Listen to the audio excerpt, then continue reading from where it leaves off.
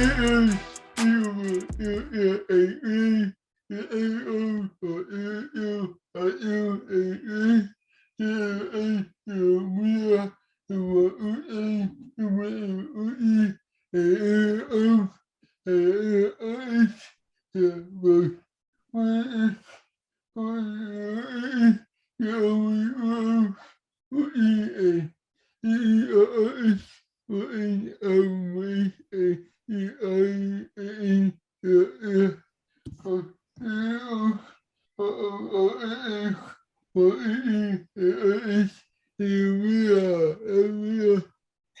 everyone, hi Will. I am pretty good today. How are you?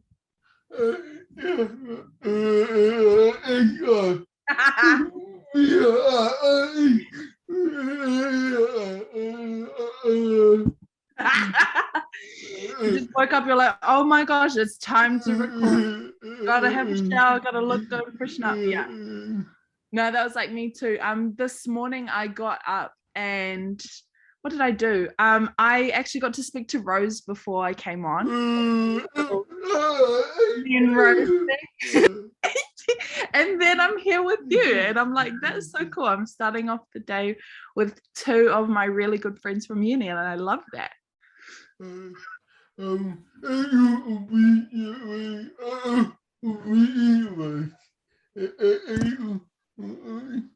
Yeah, absolutely. Like, I'm so glad to be here and to be a guest on your podcast. I'm like so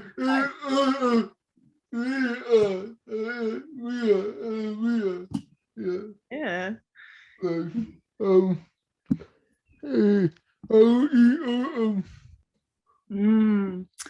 How is lockdown? Well, I think I was excited to be in lockdown. I think just because I started a new job and I was kind of just on the roll of like living my best life in this new job. And with the sound of lockdown when it happened, I was like, oh, that's nice. I can kind of just rest after being busy and grinding. And now we're in this space of it's always being extended and changing alert systems, and mandatory vaccines have come in for some roles. And to be honest, it has been quite tiring, exhausting. I'm a physical, like, social person. I love to be with people, and for me, being stuck at home and just having only one connection, which is with my partner Tavita, it's been hard, because for me, I love to connect with people and I love to be around people and doing things, but now I have to do it like this, just me and you, like on a video call. And as much as, you know, I like technology, I'd rather be in person. I'd rather be sitting with you, like on a couch, jamming out and laughing, like. But if this is the best that we can do for now, then I'm happy to do that.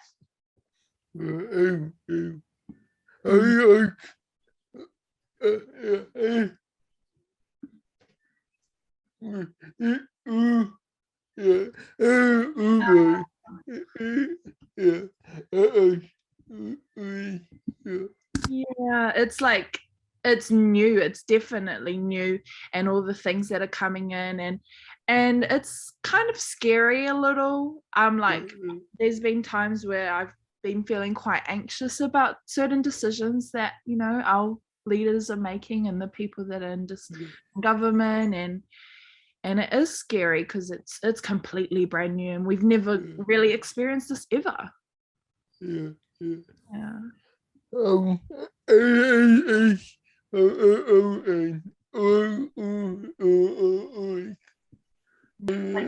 Like takeaways as in learnings? Yeah. Not me being like food. No, yeah. I get you. But you know me, I love food, so then when I'm like, that's okay. I think my takeaways from this lockdown is I think oh, that is a really good question. I'm just trying to like articulate my thoughts, I guess.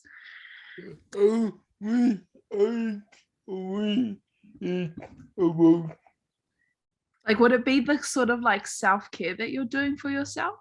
Yeah.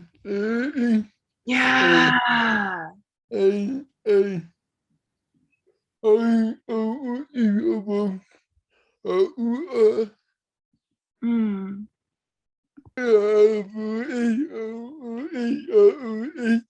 Yeah. Yeah. I like that. I kind of resonate with that as well. As like I think for both of you and I, we have that similarity of we like to think about our futures and the goals that drive us to get where we want to go. But now we're in this space of uncertainty and not knowing if we can be able to travel again or go out and achieve those certain goals that we've set, whether it's work or it's with family or friends or personal goals. So I think for me as well, it's that time to actually sit and think, how can I adapt to the now and what can I do for now in the present? Yeah, working out. Yeah, looking after your mental state and trying to keep that in mind, eh? Yeah. Yeah, absolutely. I think so too. I think for me, this biggest takeaway is getting to know myself a bit more, or getting to know what works for me, what makes me happy, what can I do to keep that positive mindset, or like what little goals can I do, little baby step things can I do to still keep myself going and not fall into that sort of state of mind when you're feeling depressed and really sad and upset about things. Absolutely. I think we're kind of on the same page here. What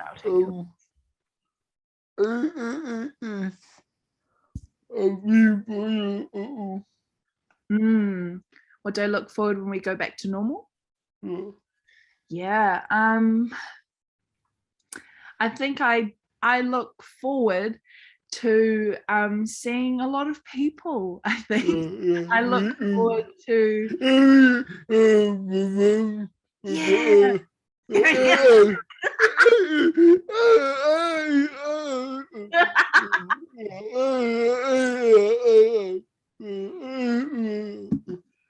yeah, like being in your bubble with mum, dad, your brother. There's only so much you can do. Yeah.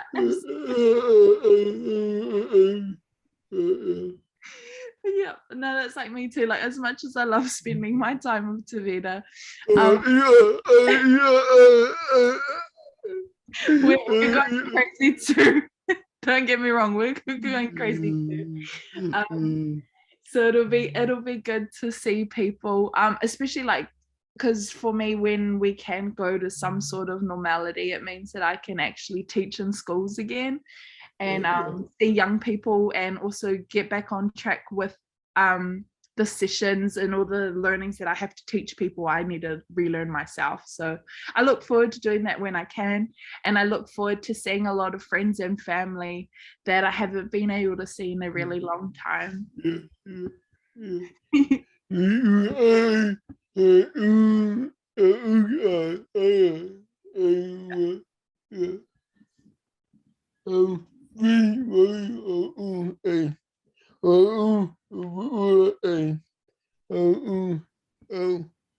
Yeah, sure. A brief introduction of me. I'm Amelia. I go by Mia. I am a New Zealand, Australian, Cook Island. That's what I identify as. That's who I am. I'm an only child, unfortunately, but I do have a half sister from my dad's first marriage. I studied a Bachelor of Communications, majoring in TV and film, with the very greatest person of all, Will Sangster. And I'm a very sociable person. I love people, and I love doing things with people and connecting with people, and I love learning about people too. So I think that's my little brief introduction.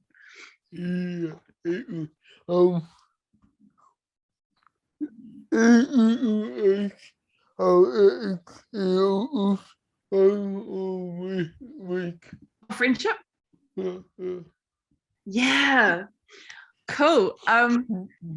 Wow, our friendship, Will and I think my memory of you for the first time was at the bus stop on Main Street. Yeah, because I had noticed you from our first year lectures in 2017, and I think this was semester 1, like around then, and I had seen you at lectures, and I might have had a tutorial with you. I can't really remember that. But I saw you at the bus stop, and we were both catching the bus, I think, to Onehunga. Yeah, and then I saw you there, and I was just like, actually, I just feel like talking to you. I'm gonna talk to you. I'm like, hey, do you study communications? And then that's when you brought your iPad out, and you were like, yeah, I do. And we were just standing there talking about yeah, you were bringing it out. And we just talking.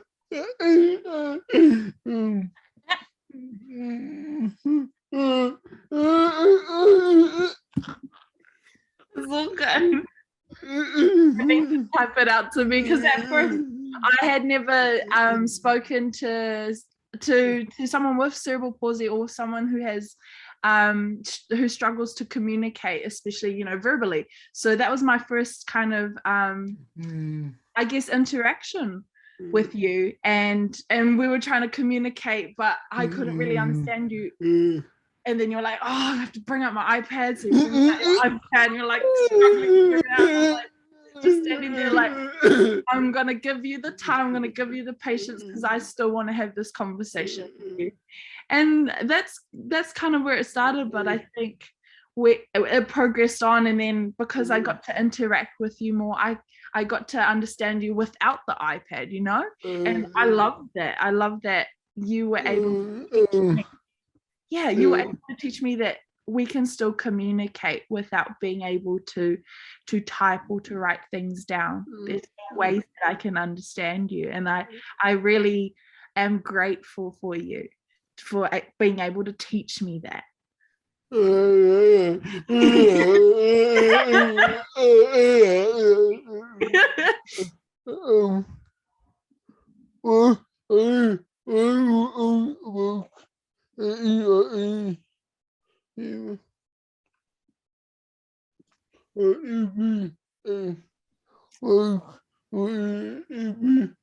Yeah, I think for me, my first introduction to CP was with Red Nicholson.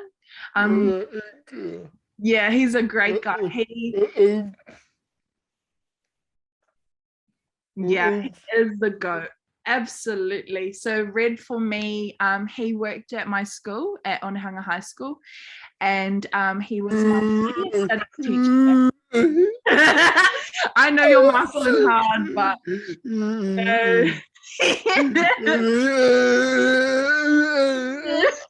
is what it is. I'm sorry. Yeah. He was my media studies teacher, and then he also became my form teacher and my dean. And I guess what I learned from Mr. Nicholson is having a disability doesn't mean you're disabled, or that you're like you're impacted in a way where it's just like, it is what it is. It's not like that at all. And especially you're someone who, even though you have this disability, you can still do things, you can still achieve things. And I think that's what you and Mr. Nicholson have taught me, is that having a disability doesn't mean you're disabled. you'll still have the ability to do things and to achieve and to do it and have fun. And that's what I really acknowledge and appreciate you and Mr. Nicholson for teaching.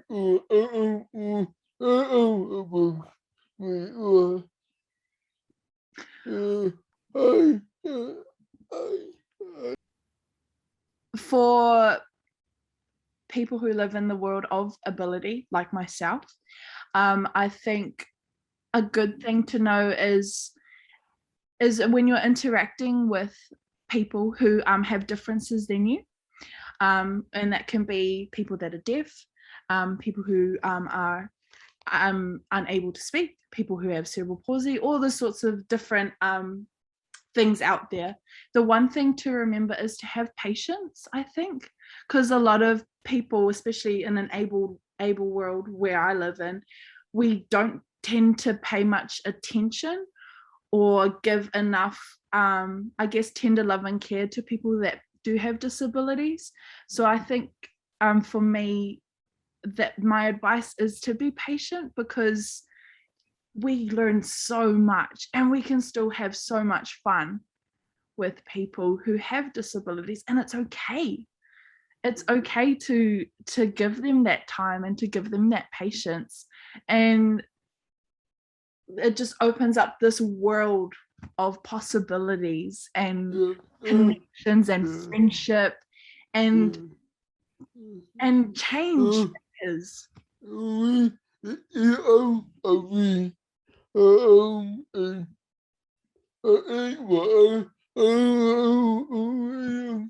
Yeah. One, it was like there was no one that was giving you that time and patience, right? It was only you on your own. Yeah, Johan.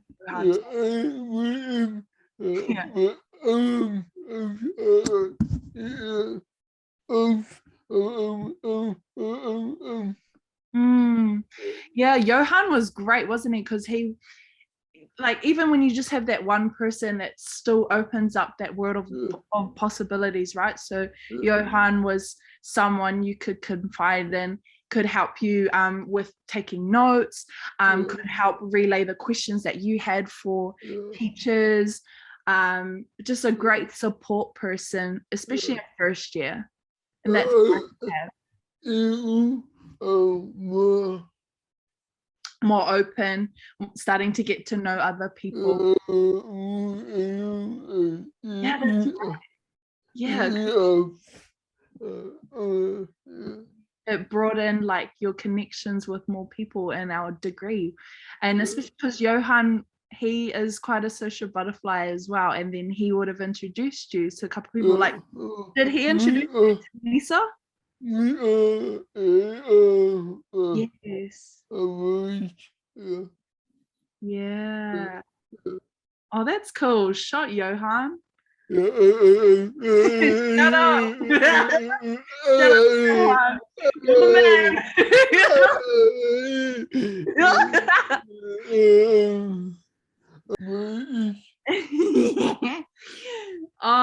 I think the funniest memories I have. I'm not gonna expose you, don't worry. Honestly, like, my exposed memories, I don't even remember anything, but I think for me, just the funniest moments I've had with you are just like year 3 is just the most fun memories I have, because we'll be sitting in level 5 in WG, and I'll just be doing the most randomest thing and talking about the most random stuff. You know, we're trying to do our work, and then you're trying to work, and I'm just distracting you. I'm doing stupid things like swinging around on the chair, singing songs, and distracting you. And you're like, "Come on, man! I'm trying to focus here." And I'm like, trying to make you laugh and smile, because year 3 was really hard. I love that. So Will and I are part of a group of really, really cool friends. So we call ourselves the Shrek Far Squad. We've got a silly name, but yeah, we're just a squad of really good uni friends from AUT. And the way we kind of got together was we all went to a Shrek marathon. We went and watched all the movies of Shrek at the Academy Cinemas in town in Auckland. So the best part of that group was ever since that moment that we had of bonding together over something we all really enjoy, movies, we kind of just became inseparable, and we still are actually. We're just a great group of people who have different experiences, come from different backgrounds, but we still work together and we really mend well. And we've all been to each other's birthdays, and we all celebrated our graduation together, and we do so many special things, like just as friends would. And I think especially in uni, we're in a space of not only striving for our education and in our career, but we're also trying to figure ourselves out as people.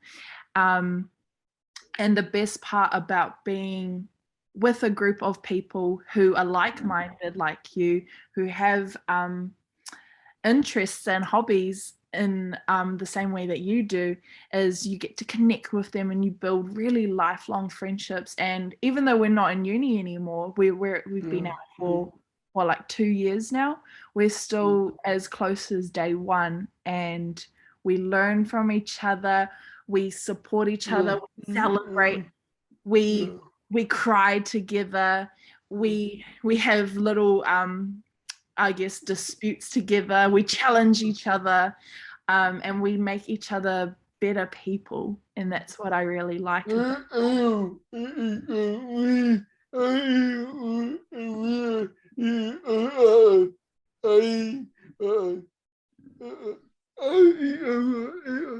yeah. You would never think in a million years that Rose, you, me, Rylan, Jogan, Ken are friends. Like we're as much as we do have similarities, us as people, we're totally different.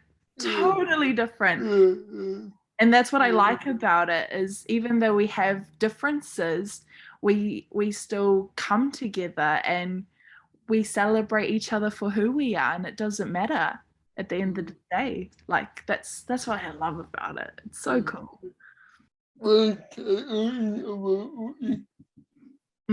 The best and worst things about uni. Whoa. I think the best things, let's start with the best things, because I don't like looking at the worst things.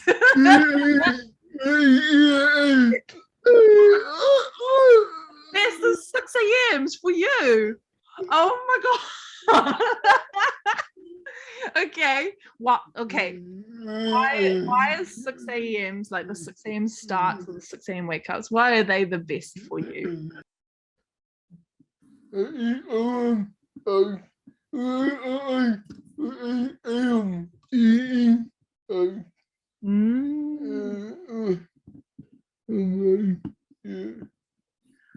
Okay, so for you, like the 6 a.m. wake ups was like you're waking up and you're starting your day, and it's solely like for you in your household, it was solely you up at that time, so you were getting ready for the day, and you had that time to like set your mindset. I like that. Yeah, and reflect on what you're wanting to do, where are you going with things. Okay, I see that. I'm totally off. I hate waking up early. I hate waking up early. Yeah. I think the best thing for me in uni was just the people. I feel like for me in my uni, the people got me through. Like I can't.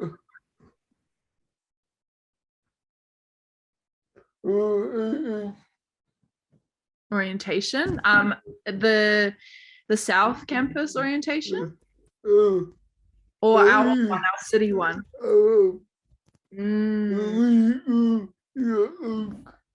in our circle.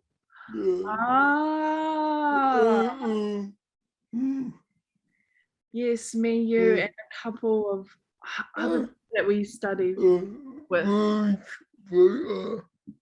Yeah. Oh my gosh. And Molly? Oh my gosh. That was actually a good day. That was a good day. Because I liked our circle. Our circle was funny.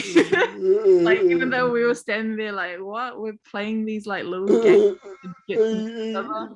But we still went with it, and then there was some cool people there.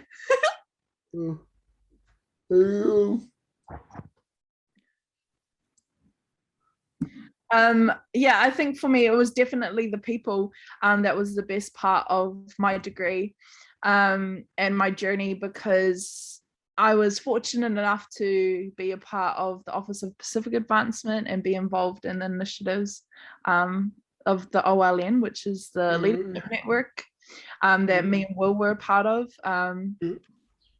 And I got to meet so many more people studying so many things, but like-minded people and people that we had similar experiences with. And you just got to do more and meet more people. And it was cool because, Will, you thrive in creative spaces and you love your photography and videography. So you were able to thrive in that environment and the social media aspect as well. Me, I just really enjoy connecting with people. So that's how I kind of...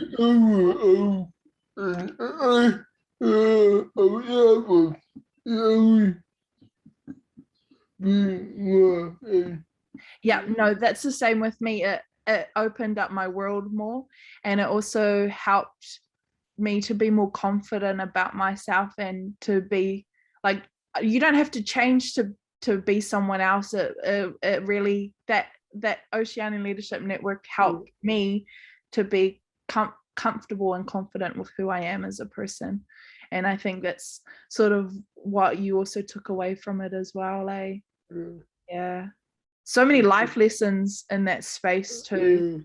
Holy heck.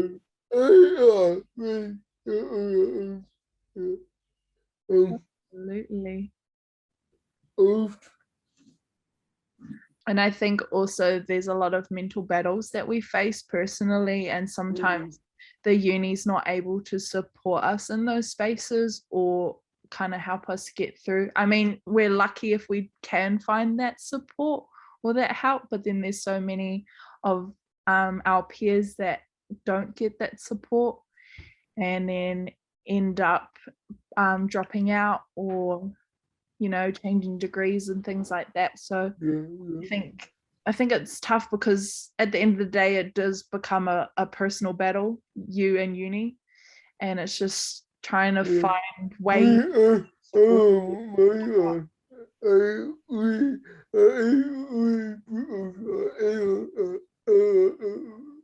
Yeah, like there's so many times you would have felt like you wanted to give up, because I remember we always used to talk about it, how, you know, there's people out there that are like, William, like, you have CP, you're never going to get a degree, or you're never going to go and do this. And then sometimes you have that mental battle, because those thoughts are there.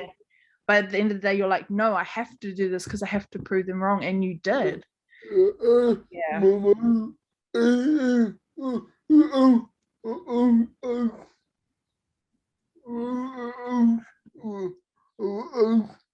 Yeah. Yeah.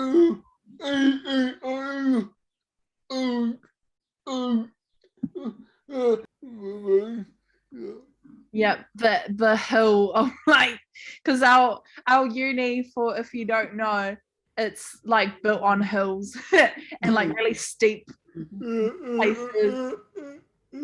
And it was a struggle because sometimes we'd have a class like on the top of the hill, which is kind of relatively easy to get to, and then we'd have to go to like WT, which is a tower, and that's like down on the slope, and then we'd end up having to go up to, I don't know, level 12, and then you'd come all the way back down and have to walk up that hill again because you've got like a class in WB or something. And was crazy, like the physical side, and it would be hard for you too.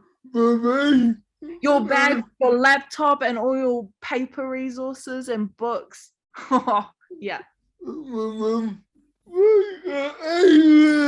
do you got in there? You smuggling bricks in there or something? Yeah, just a MacBook. No, I get that. I stopped wearing backpacks, and I went into tote bags, but even using tote bags, those are hard because you're carrying them here or over here. But yeah, heavy weight on both of your shoulders and like rubbing on your neck. Oh, that 3 years, William. 3 years of that. Oh, crazy.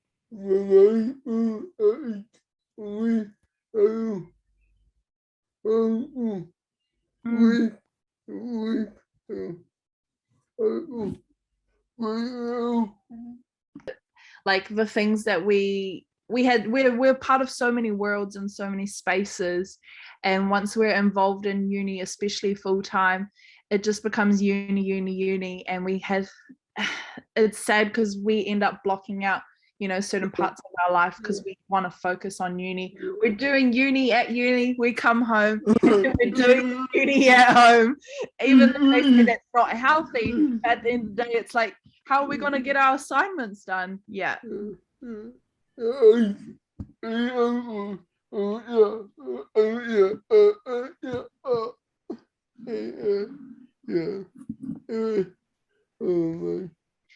Yeah, it was always on our minds. The good thing about our friends, though, helped us distract us from those things, and we still found ways to have fun.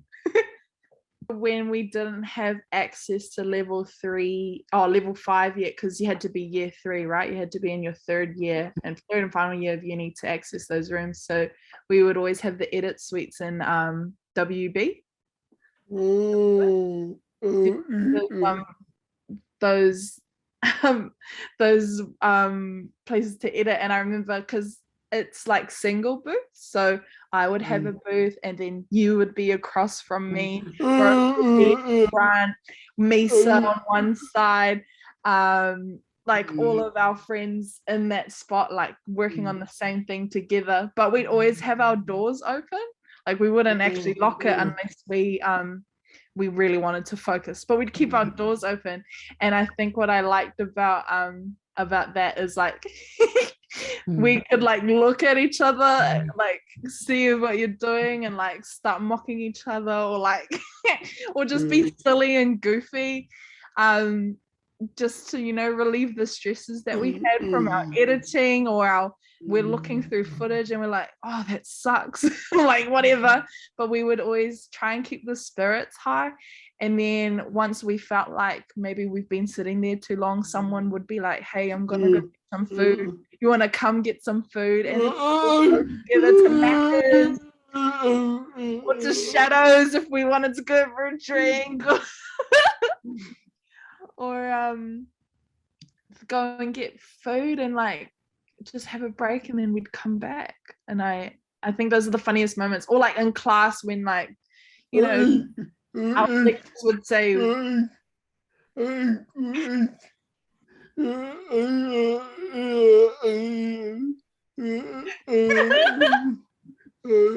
like they would say some really random things, and then we'll sit there cracking up, or like the times when we'd just be smart asses back, like those are fun times. But the group chats were the funniest. Or when we'd sit in lectures and then people would airdrop like photos or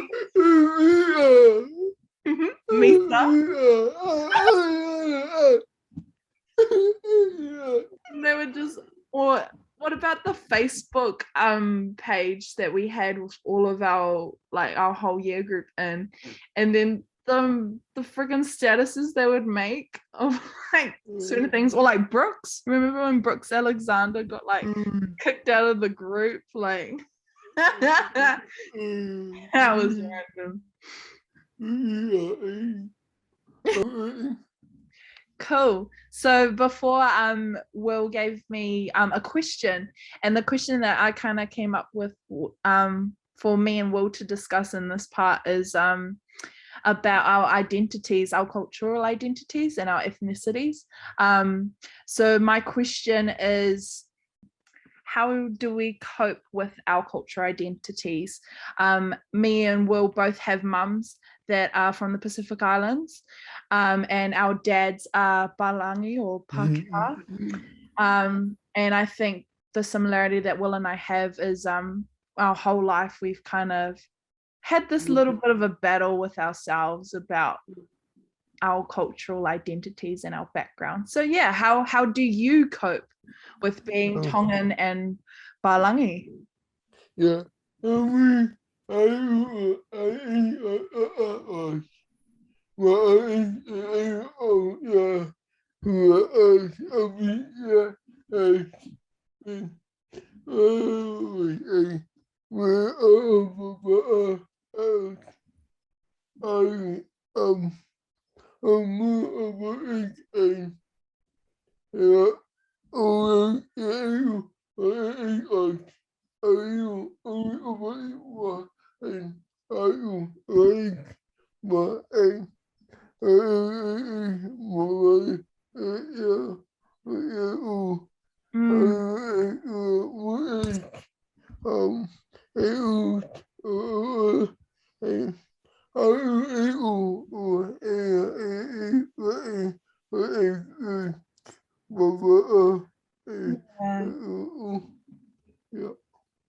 I love that. I love that. Like, as sad as it is, like when you had Papa pass, you were like, right, like it's time to connect with mum's culture and with Papa's culture.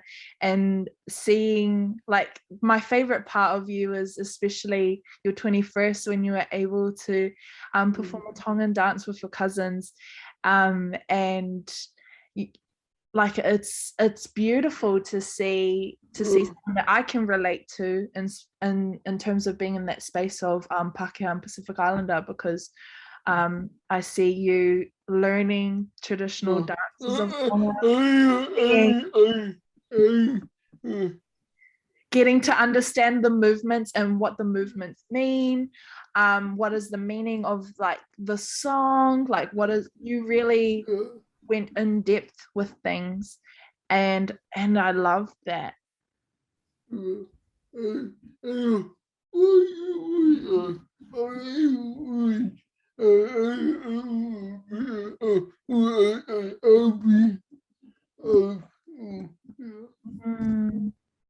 For sure. I think for me, I think I also have that similarity as well. Like my nana was full Cook Islander and she passed when I was year 11. I think the only kind of exposure I had to being a Cook Islander was I always did cultural dances at school, and I'm sure you did them too. Like, you know, at St. Joseph's, me at Te Papa, we had you know, cultural festivals, so we'd join our groups and we'd rep them. So for me, my exposure to the Cook Islands was through my nana, but she didn't really teach as much as I would have liked to now. But I guess, you know, when we're younger, we're naive and we're not really sure what we're wanting, and we don't really know about cultural things, and we're not interested in them. And now we are, which is nice. Yeah, so when she had passed, I was the same thing. I was like, no, I need to connect to my roots, because I feel like there's something missing and I want to understand that more. So I think and then it was still more through song and through dance. But this year was really special for me because I was able to join a Cook Island festival, Te Mananui, and that there opened up a bigger world, and I feel like I'm starting to connect to something that I know is truly there, but I'm just trying to work through it. So there I was introduced to the world of prayer, so that we call that pure in the Cook Islands, and also the traditions like having a feed, like, you know, having a Cook Island feed or having a Tongan feed. Like, those are the things I've connected to as well, like having a kai kai is what we call it. and just meeting elders from the Cook Islands and who they are as people and what are their passions and interests, I think have been really cool. Because I think for you have a big connection to church, like with Tongan youth group and things. Yeah. Related, well, in a way. So I'm dating Tavita, who is Tongan. He is Tongan German. And Tavita's mum went to school with Will's mum, and they're actually cousins. Why didn't know either?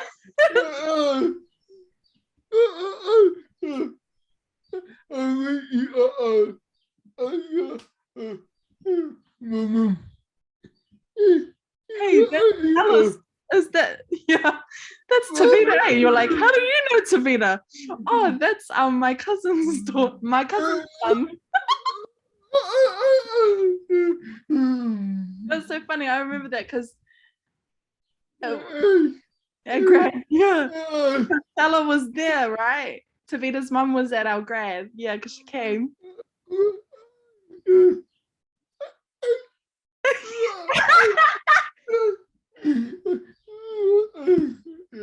And that's the crack up thing about having like a Polynesia family is your family is so big, and then also like your family knows everybody. Like you could be anywhere in the world and you'd randomly run into your aunties, sisters, dogs, cousin, like that thing. Like we're just so interlinked. And the thing about our families is we know how we're linked. Like we have to know to the core. But I love it. I know. Get so lost because there's so many cousins, so many aunties, so many uncles, so many nanas and papas.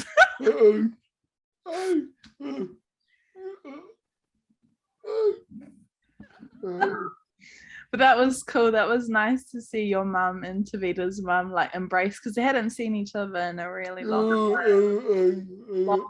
time. For me, after I graduated uni, the plan, this was my plan. So I was gonna do a Disney internship. I wanted to go to Disneyland for 2 years in Florida and live my best life in the magic kingdom of Disney and just work at the Disney parks or the resorts or whatever.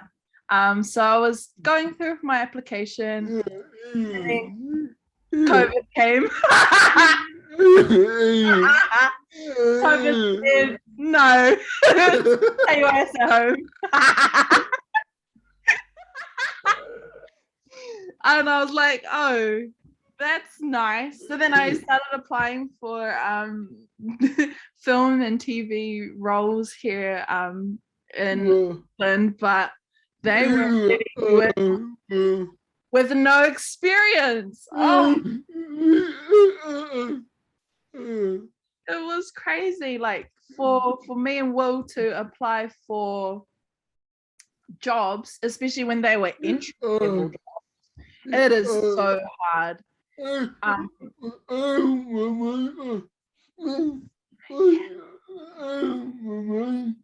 My mind was like that too. It was like, I just spent 3 years getting this experience. What do you mean I have none?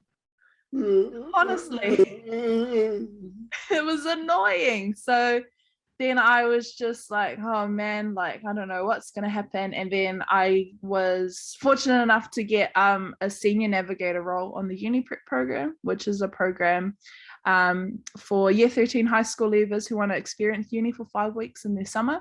So I was able to be a mentor on that program for 6 weeks. And then I was offered the opportunity to work full-time in the Office of Pacific Advancement in the social media team. So that's what I did for the whole of pretty much last year. But I also had another job with Muscular Dystrophy Association. So when I got offered that role at AUT. I resigned from muscular dystrophy. I went to AUT. And then this year, I was just like, man, I'm so lucky, because I was thinking about it, and all the jobs that I have had, I've always had connections somehow, which is really lucky. But this year I kind of experienced things, and I was like, I think it's time to let go of AUT now, and it's time to branch out and try something new. So what I did was I left my job at AUT, and I had no pathway afterwards. I really wanted to take a break. It was hard. I found it hard because I did love working at AUT, but there's a little bit of personal things that I was experiencing, and it was making it hard to stay or to go. Either way, it was going to be hard. But I was like, I have full trust in myself that I could go, and so I did. And it was that space for me to rest, because then I figured it out, and I was like, oh my gosh, since we graduated, I had just been grinding and working and just trying to live and provide and pay the bills with Tavita. That's just how we were living. And I was like, hang on, I never took a break. I needed one.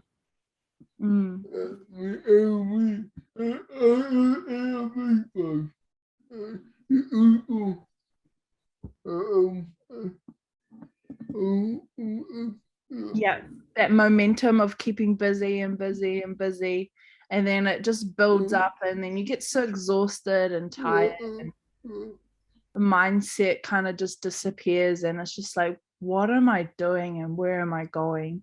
So that's kind of just the headspace I was in at the start of the year. And I was lucky enough to have a break. And then I applied for a job at St. John. So I got the job, which is really cool. And I am a community educator for Counties Manukau. So what I do is I go into schools with primary and intermediate schools particularly, and I teach first aid and injury prevention, and I do sessions with them, and it's something that I never expect myself to do, but I'm doing it and I'm loving it, and it's totally brand new to me, and I think that's what I enjoy about it.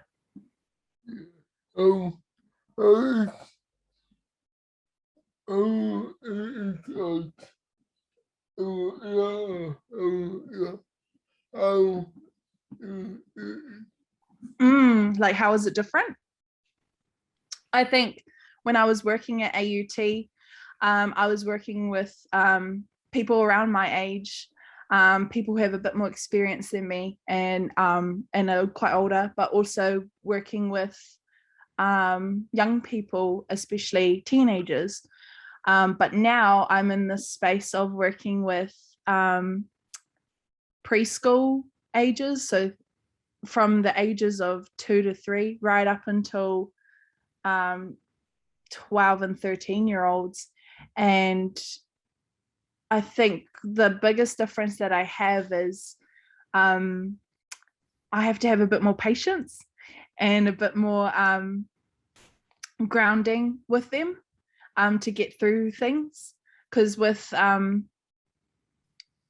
I realized in my previous job at AUT, it was fast paced, it was moving, we got things done, it was quick, it was easy, it was understandable. Yeah, all the deadlines, you have to quickly edit, quick, get it done, post it up like that, move on to the next. But now I'm able to actually sit, breathe, be in the moment. And it's also reminded me, like, got to have patience for young people, because they need a bit more TLC to understand or to get there or to achieve what I want them to achieve. So it's kind of humbled myself in that role. Yeah. The 3 big learnings I have learned or am learning at the moment with St. John is I think the first thing is teaching the programs that I have, especially with first aid and injury prevention. Those things aren't necessarily something that you learn in school unless you're going through the career path to work in healthcare. And most of those lessons are also kind of something that we learn from our parents or from people that care for us and look after us. That's how we learn how to treat like bruises or grazes and things like that. And the most shocking thing is some of the things that I had learned from my family or how to look after myself or how to treat certain things is actually there's way more easier ways of looking after it and don't necessarily need like things to look after it. So I think that's one thing that I've been learning. Another thing that I have learned is St. John actually offers so much more than the ambulance. They have community vans or community buses that pick up people and take them to the GP or even like take them out to do things during the day. We have op shops. We have we have paramedics that go into places and without an ambulance and they do free health checkups. Like they could go into hospice, they can go into addiction and rehab places. They even go to homeless shelters and they do free health checks on homeless people. And I'm like, whoa, that's so cool. Like that's things that I didn't even know about that St. John does. Yeah, it's buzzing. And the third thing I didn't know is they also have like cadets. So they have a youth program for young people to be cadets, and then you can also kind of there's like this order of St. John where you can get recognized for certain achievements, or there's certain things you can do to get kind of like roles and honors and like badges and things. And I'm like, that's another thing I didn't even know about. So yeah, I've kind of just learned more about the organization, and I've learned that just how to look after myself and other people easier and better. Thanks, Bo.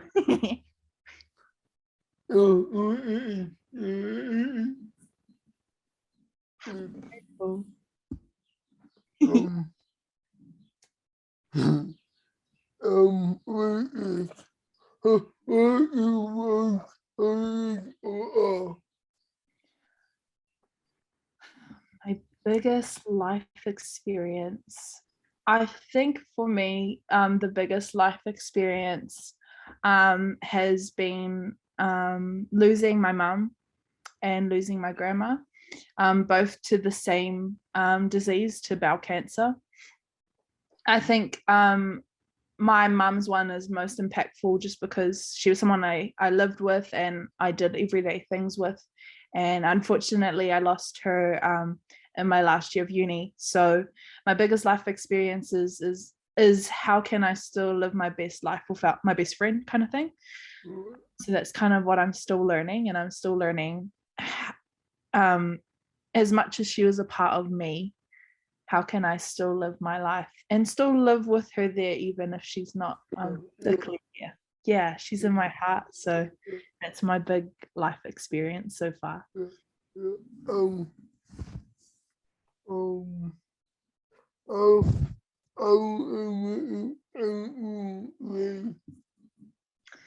Yeah, how have they made me today? Like, how have they built me into the person that I am? I would say losing my mum has made me a lot more independent. I mean, I still had a lot of independent things or independent habits of myself that I would do without my mum, but now I am solely independent. So I've learned what it means to be independent, and like who are other people I can turn to when I struggle with things. I think another thing that's made me who I am today is I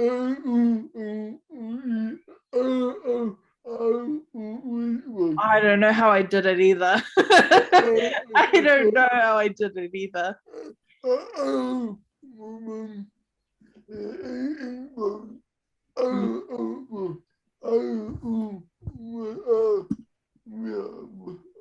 Thanks, Will. Yeah, I think, and that's the other thing is I've had to accept that to be honest, my biggest fear is being alone. Like that is my biggest fear, and now I have to experience that or some form of that, and it's trying to accept that's just how it is. And it's just finding ways to cope with that is also something that's kind of made me the person that I am today. Is I'm still trying to navigate that journey, because it's a tough one. I don't like being alone. I don't like being alone with myself. So it's something that I've had to kind of work on.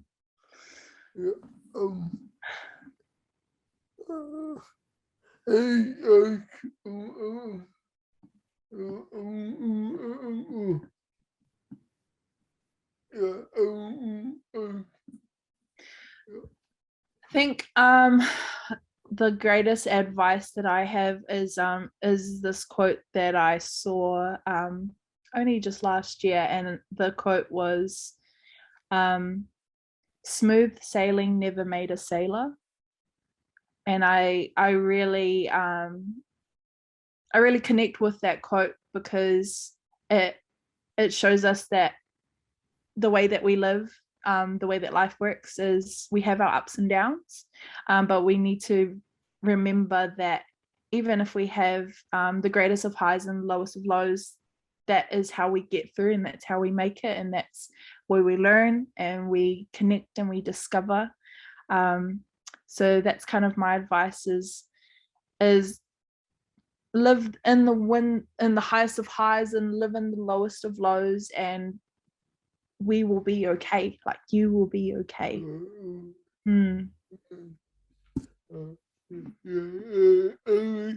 You feel that, eh?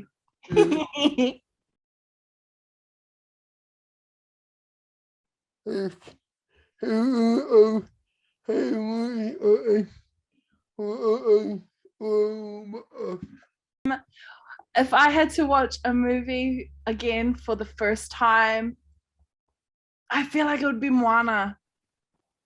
That's just coming to my head. I don't know. Yeah, I think it's Moana.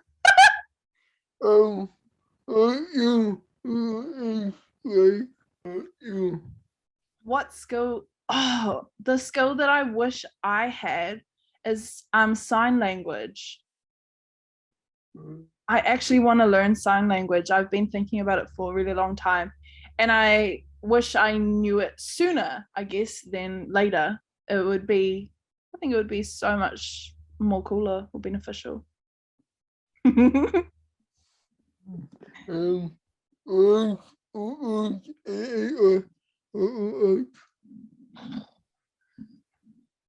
If I had to call this chapter of my life something, I think the title would be Locked Down, because it's what it's feeling like.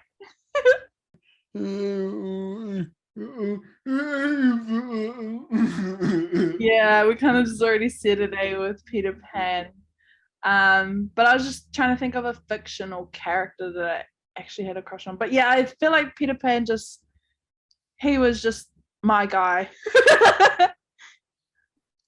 For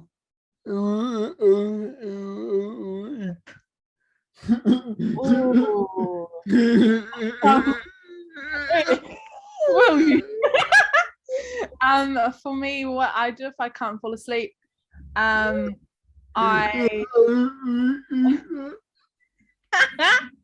yeah, I go through a lot of things to try and get myself to sleep. So I try to watch, like, binge watch shows, I guess, or movie, or TikTok, scrolling through TikTok. You don't sleep, which is very concerning for me. You know how much I'm like, you need to sleep, because I love sleep. So you gotta stop scrolling on TikTok and binge watching TV shows and movies, my friend. You gotta go to sleep. And I think I like to have a really blacked out room. I don't like light when I'm trying to sleep. So I like to keep my blinds closed, and like I have to like turn everything off sometimes just so I can sleep. And then I just do the old counting sheep, or like just count until you drift off.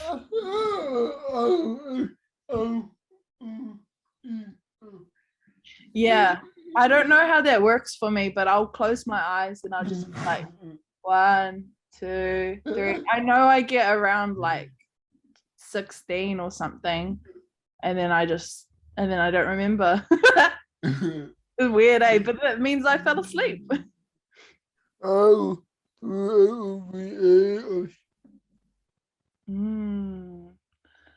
do I want to be remembered?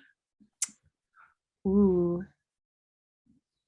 I think for me, I just want to be remembered as someone who brought a lot of smiles, brought a lot of laughter, and always moved in the right spaces for my community and my people, I think is how I'd want to be remembered.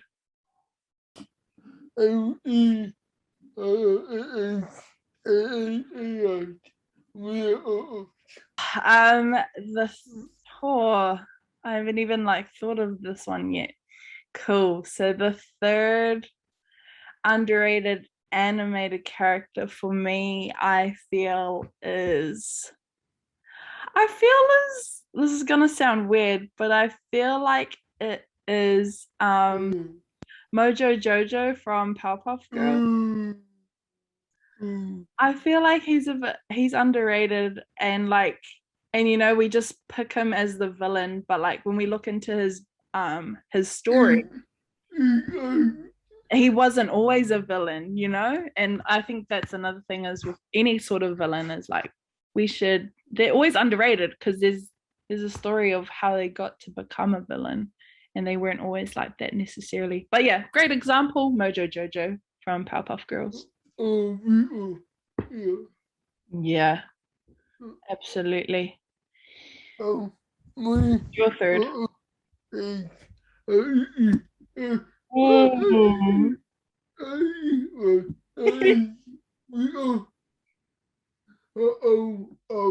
Yeah, Rafiki shapes that story. He is someone that is wise and adventurous, like you've said, in here, and he guides, and he does it from a place of fun and enjoyment. He's not like, he doesn't force it, like it's just yeah, like if you want to come with me, come with me. If you don't, oh well, too bad. Like he is so important and underestimated. So yeah, I would say so too. Oh, I would say my second underrated animated character, I was just thinking about it, like who, and I don't know, for me what pops up is Sadness from oh my gosh, what's that movie? Yeah. That movie, oh my gosh, like I'm like, what is that movie? But yes, from Inside Out. Thank you, Will. Oh, I blanked out again. I was like, all I remember is Sadness, but I feel like Sadness is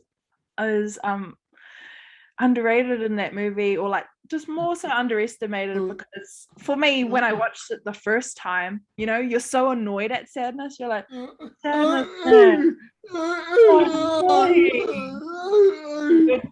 You've deleted the memories, you're causing these problems, like you're just so annoying to work with. But I think in reality that's how Sadness is. It can overconsume and over control a person's mind, a person's heart, person's soul.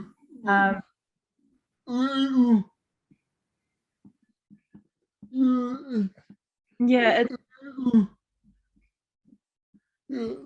it's how to like deal and how to cope with that sadness, or how to support someone through a you do have to feel.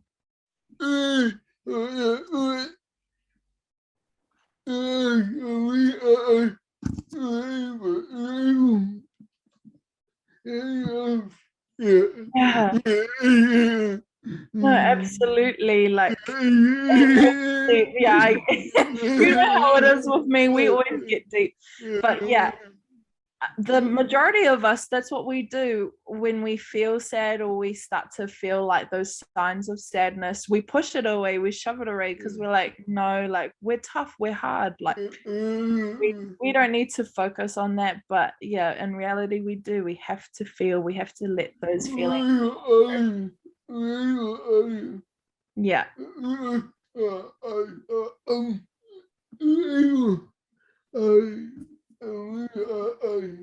Yeah, no, I feel like that's kind of like the same thing for a lot of males, is you know, when you feel like crying, you're like, no, it's a sign of weakness, and I have to be tough, and if I cry, then I'm not tough. But that's something that you're still learning, and I know Tavita's learning as well, is that it's okay to cry sometimes, and to be in those feelings, but it's only temporary. Doesn't last forever, which is cool.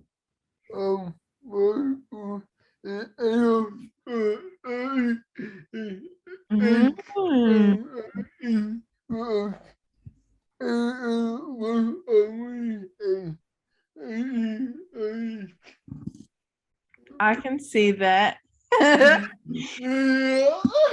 Gerald on Finding Dory and Ed from Lion King, because they're similar to you and how your character is, being cheeky and funny and having fun. Yeah, I can see that. And they are.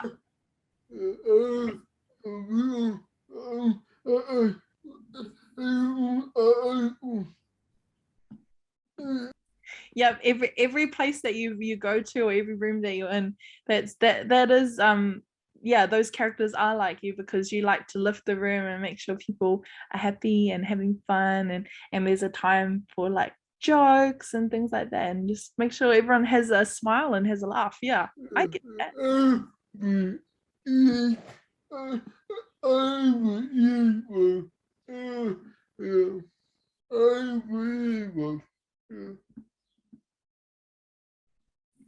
Yeah, you can tell when there's a place for fun, and then when there's a time to be serious or to be focused.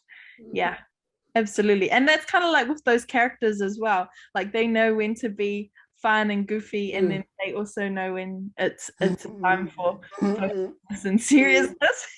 And sometimes that might be a little bit hard, you know, a little bit hard. It's like, oh, I want to put a little spice in here, fun. My number one. Oh God. I'm really. Oh, okay. I got it. Okay. My number one. Underrated animated character of all time is Tigger. Tigger from Winnie the Pooh. Tigger is heavily underrated. Winnie the Pooh was one of my favorite shows to watch as a young child. Yeah, I even had a Tigger toy that bounced. You have one? Well, did you have a Tigger like onesie, or like Tigger like gears? You dressed up as Tigger. Oh, you had a costume. That is so cool. I didn't have a Tigger costume, sadly. I just had I had a Tigger toy, I know that. But yeah, I just feel like Tigger is heavily underestimated, because he's fun, he's adventurous, he makes people laugh and smile, just as we were talking about before. And I love his little song that he does, like the wonderful Tiggers, I'm the only one. You know that one? And then like he always spells his name and he introduces himself.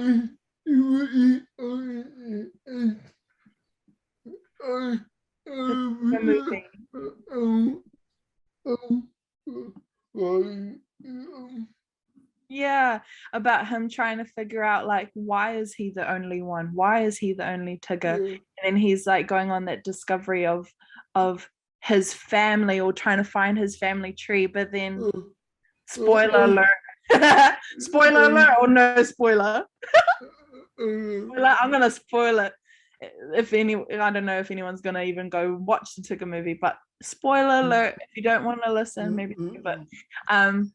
But at the end of the day, his family tree is Winnie the Pooh, Eeyore, Piglet, Owl, Rabbit, Christopher, Finger. It's emotional. It is an emotional watch, but that's I love Tigger. He's my number one.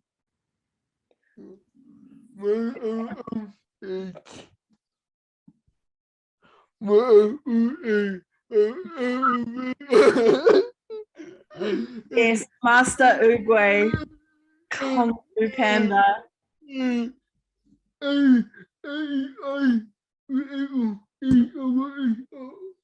is so wise. He's wise, chill. Yeah, just so chill, eh?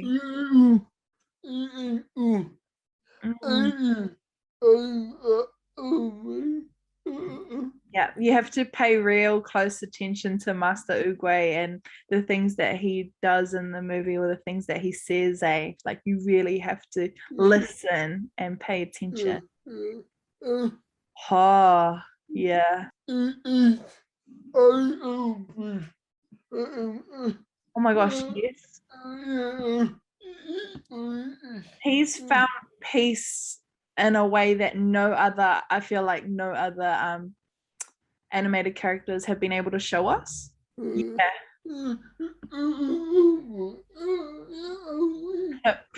I don't know either. We might have to wait till we're around Oogway's age to find that peace, but it's all good. We'll get there. I don't really have any last words. It's just more like a thank you. So thank you, Will, for letting me be on your series and being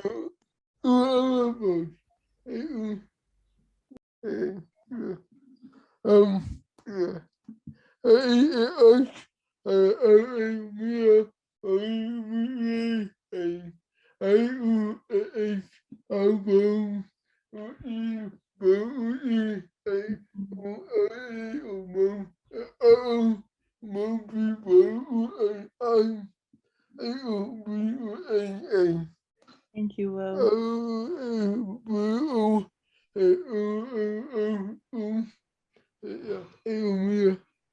I appreciate you. Thank you.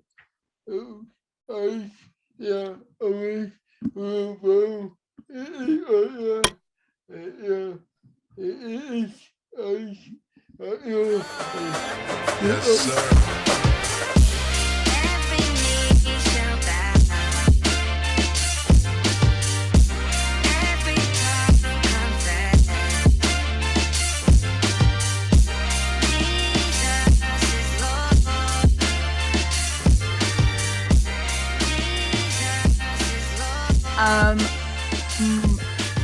Who is like your childhood crush? Like, and it could be like a celebrity. It could be like someone out there. Who knows? But like, let's talk about like our you're like, no.